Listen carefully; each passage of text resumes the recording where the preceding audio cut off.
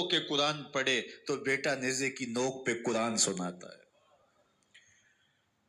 سیدہ طیبہ طاہرہ ظاہرہ عابدہ ساجدہ راکعہ سیدہ فاطمہ الزہرا رضی اللہ تعالی عنہا کا اسوہ، مخدرات اسلام کے لیے، ہماری بہنوں بیٹیوں کے لیے مکمل کامل اور اکمل نمونہ ہے۔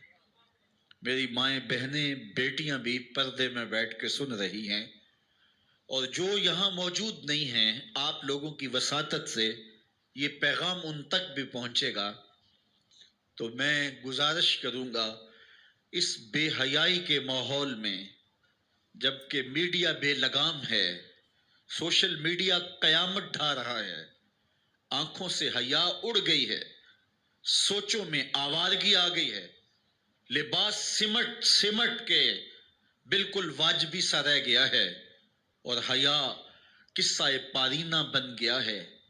یہ اڑتے ہوئے آنچل، لہراتے ہوئے دوپٹے اور جو ہے وہ بکھرے ہوئے بال، یہ حیا کے جنازے سڑکوں کے اوپر گھومتے ہوئے، اور بازاروں میں صنفی آزادی اور جنسی بے رہروی اور جو کچھ ہم دیکھ رہے ہیں، تو آج ہم سیدہ فاطمہ الزہرا کے کردار کو خضر راہ بنائیں۔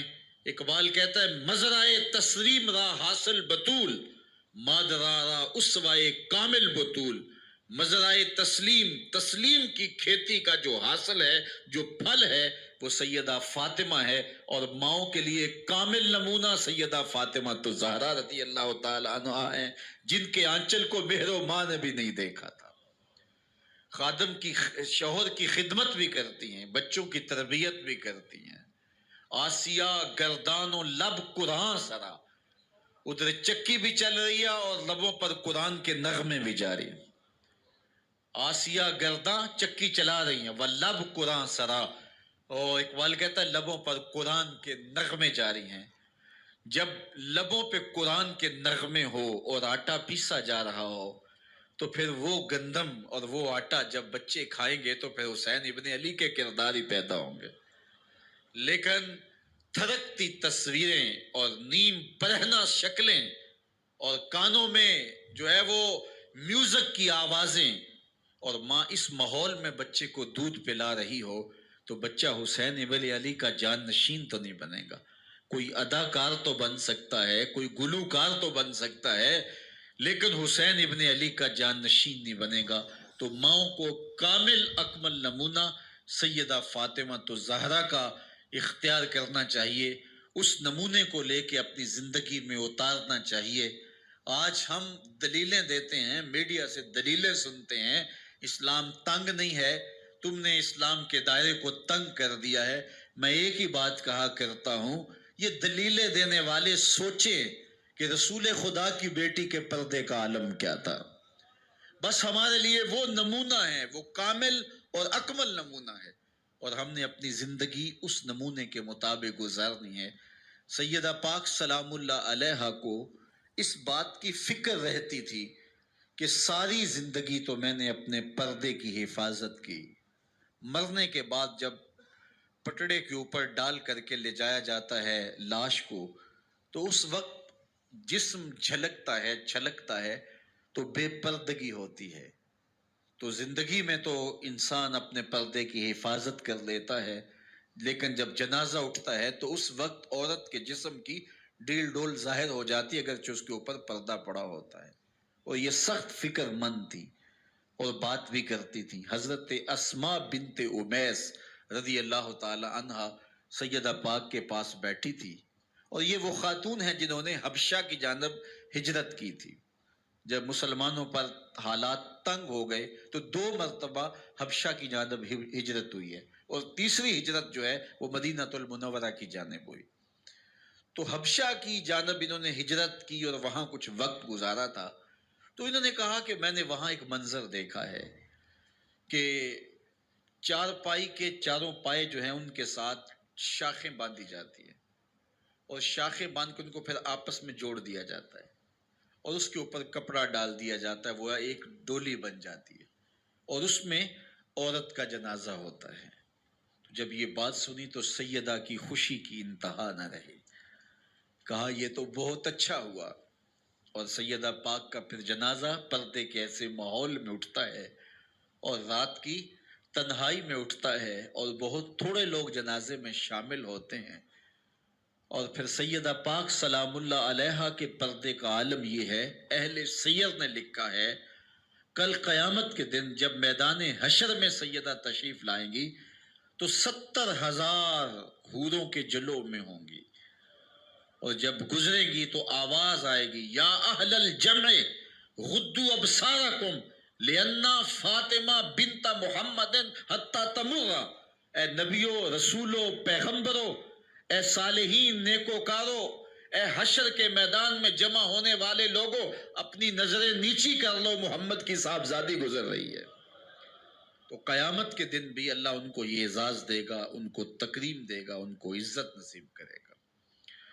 تو سیدہ پاک کا نمونہ زندگی ہماری مخدرات اسلام کے لیے، ہماری بیٹیوں کے لیے، بہنوں کے لیے کامل، اکمل اور مکمل نمونہ ہے۔ مزرعہ تسلیم را حاصل بطول، مادرانہ اسوائے کامل بطول۔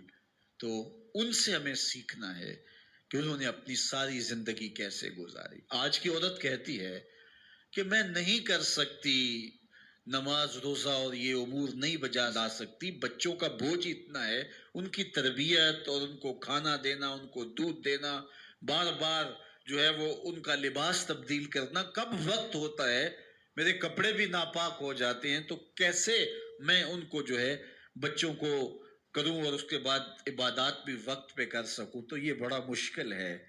وہ حضرت سیدہ کو دیکھیں کہ آپ اپنے کندھوں پہ مشکیزہ بھی اٹھا کے لاتی ہیں، چکی بھی پیستی ہیں، بیٹوں کی تربیت بھی کرتی ہیں، شوہر کی خدمت بھی کرتی ہیں، اور مصلی بچھا کے جب کھڑی ہوتی ہیں تو ساری ساری رات قیام میں، کبھی رکوع میں، کبھی سجدے میں گزر جاتی ہے، اور پھر کہتی ہیں مالک تیری راتیں اتنی چھوٹی ہیں، تیری بندی کا ذوق بندگی ہی پورا نہیں ہوتا، ایک تو رات اتنی لمبی بنا دے جی بھر کے تجھے سجدہ ہی کر سکوں۔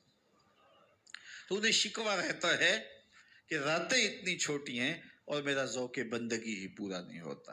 سارا دن روزے سے گزرتا ہے، رات قیام میں، رکوع اور سجود میں گزرتی ہے، اور بیٹوں کی تربیت کی تو وہ کائنات نے ایسی تربیت کا جوہر نہیں دیکھا ہے جو سیدہ فاطمہ کے گھر میں پلنے والے بچوں میں تربیت کا رنگ نظر آیا، کہ انہوں نے اپنا خون دے دیا لیکن دین کی آن پہ آنچ نہیں آنے دی۔ تو ان کی زندگی ہمارے لیے، ہماری مخدرات اسلام کے لیے، بہنوں، بیٹی اور ماؤں کے لیے کامل اکمل نمونہ ہے۔ میری بہن، میری بیٹی، تو مغرب کی ٹینو نہیں ہے، تو مشرق کی بیٹی ہے، تو کوئی دیا نہیں ہے کہ جس کو جو چاہے اٹھا کے لے جائے، تو گھر کی رونق ہے، عزت ہے، آبرو ہے، تو سمٹ جائے گی تو معاشرہ پھیل جائے گا، اور تو اگر گھر میں سمٹ کے بچوں کو سنبھال لے گی تو امت بحر و بر پہ قابض ہوگی، لیکن اگر تو گھر کو نہ سنبھالا تو پھر امت کبھی بھی بامراد اور کبھی بھی سرخرو نہیں ہو سکتی۔ اگر پندے ز درویش پذیری، ہزار امت بمیرت تو نہ میری، بطول باش و پنہا شو ازیں اصل کہ در آغوش شبیر بگیری۔ اقبال کہتا ہے کہ اے امت مسلمہ میری ایک بات مان لے، ہزار امت مر جائے گی، امت مسلمہ تجھے موت نہیں آ سکتی، اور وہ کیا ہے؟ اللہ اکبر، بطول باش، قوم کی بہن سے، بیٹی سے، ماں سے مخاطب ہو کے اقبال بولتے ہیں بطول باش، بطول بن جا، وہ پنہا شو ازیں اثر، اور زمانے کی آنکھ سے پوشیدہ ہو جا، پھر در آغوش تو شبیر بگیری، پھر تیری آغوش میں بھی حسین ابن علی کے جانشین پرورش پائیں گے۔ تو اپنے آپ کو سمیٹ کے اس کردار کے سانچے میں ڈال لیا جائے۔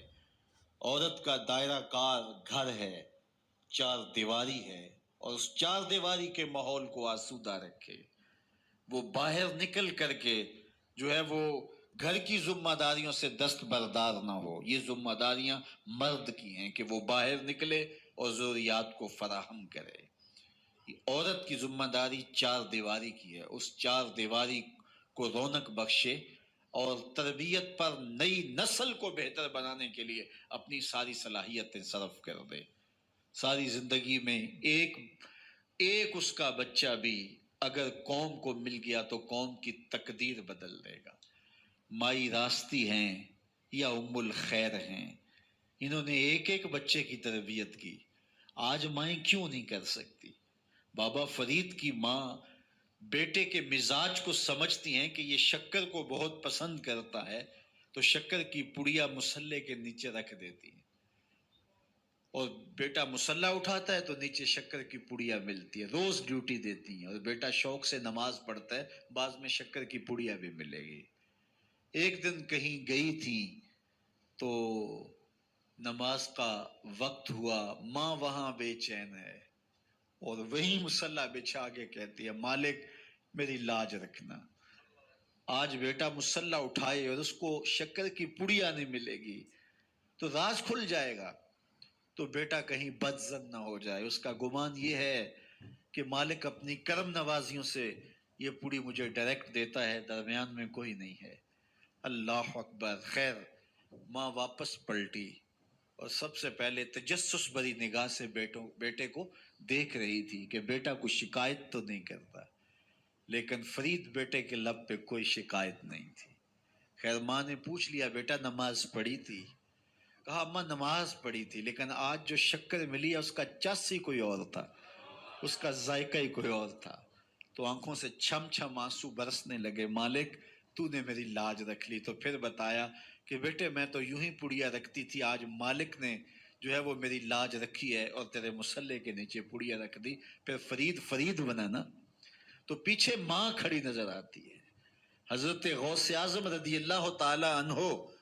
اگر غوث اعظم ہے تو ان کے جبے میں 40 دینار ماں سی رہی تھی نا، اور ساتھ نصیحت کر رہی تھی کہ بیٹا جو بھی ہو جھوٹ نہیں بولنا ہے. پھر ڈاکوؤں کو بتا رہے ہیں کہ 40 درہم تو میرے پاس بھی ہیں. تو ڈاکو کہتے ہیں عجیب کہانی ہے، بلاکو ڈاکوؤں کو بھی پیسے بتایا کرتا ہے. کہا میری ماں نے کہا تھا جھوٹ نہیں بولنا، جو بھی ہو جائے لیکن جھوٹ نہیں بولوں گا. اب ڈاکو شرمندہ ہو کے بولتے ہیں یہ ماں سے جھوٹ نہیں بولتا، ہم رب کا حکم نہیں مانتے. اور یہ پہلے لوگ تھے جو حضرت غوث اعظم کے ہاتھ پہ جو ہے وہ توبہ کرنے والے تھے. اللہ اکبر. قطب الدین بختیار کاکی جب درس گاہ میں جاتے ہیں، استاد پڑھاتا ہے الف لام میم ذالک الکتاب، پورا پارا سنا دیتے ہیں. دوسرے پارے کا آغاز ہوتا ہے سیقول السفہاء من الناس، بچہ سارا پارا سنا دیتا ہے. تیسرا پارا، چوتھا پارا، 14 پارے سنا دیے. کہا یہاں سے شروع کرو، سبحان الذی اسری بعبدہ.